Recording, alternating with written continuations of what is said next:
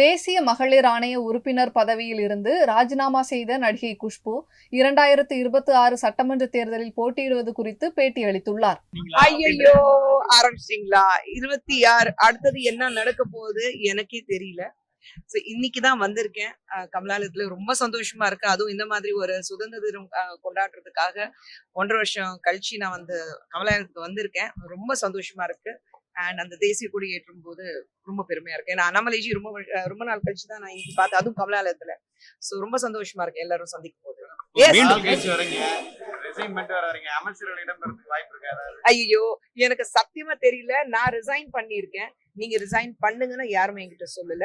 ஆனா ரெசிக்னேஷன் வந்து கிட்டத்தட்ட ஒரு 6-7 மாசத்துக்கு முன்னாடியே நான் வந்து பேச ஆரம்பிச்சிட்டேன். ஏன்னா NCW அந்த பொசிஷன்ல இருக்கும்போது என்னால வேலை செய்ய முடியல. சோ அதனாலதான் நான் அப்பவே வந்து நட்டாஜி கிட்டயும் சந்தோஷி கிட்டயும் அண்ட் அமித்ஷா அவர்கள்கிட்டயும் நான் வந்து மெசேஜ் அனுப்பிச்சிருக்கேன். நட்டாஜி சந்தோஷி நேரம் பார்த்து நான் பேசினேன். அப்பவே சொன்ன கொஞ்சம் டைம் கொடுங்க சொல்லிட்டு இருந்தாங்க. இப்போ போன மாதம் நான் போய் ரெசிக்னேஷன் கொடுத்துட்டேன். சரி இப்போ கொடுங்கன்னா சொன்னாங்க. சோ நான் போன மாதம் ரெசிக்னேஷன் கொடுத்துட்டேன். நேத்து தான் அக்செப்ட் பண்ணிருக்காங்க. ஒரு மாசம் கழிச்சு தான் அவங்களே ரெசிக்னேஷன் அக்செப்ட் பண்ணிருக்காங்க. செய்திகளை உள்ளது உள்ளபடி தெரிந்து கொள்ள ரெஃப்ளெக்ட் நியூஸை சப்ஸ்கிரைப் பண்ணுங்க.